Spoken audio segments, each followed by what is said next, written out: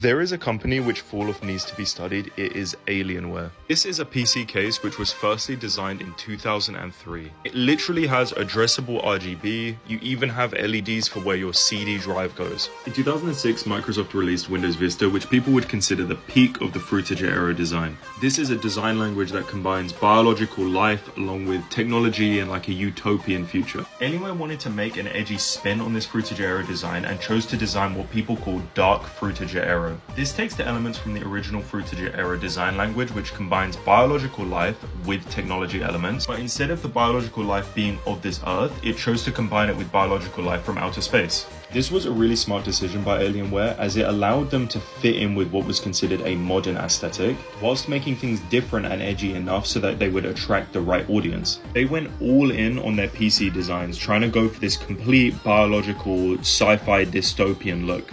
And it honestly wouldn't even stop at the PC. You would get a custom Microsoft IntelliMouse and keyboard, which will all be themed after your computer. You cannot look at these and tell me these do not go insanely hard. This combination of like these biomechanical designs, these sort of gills, were very indicative of Geiger's designs.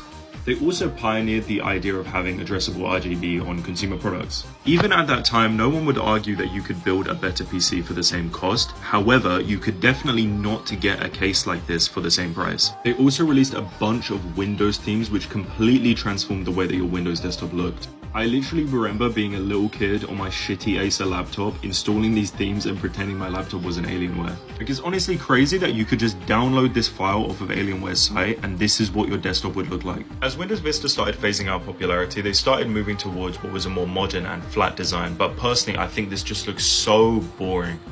Like, you cannot tell me that this just does not have infinite aura.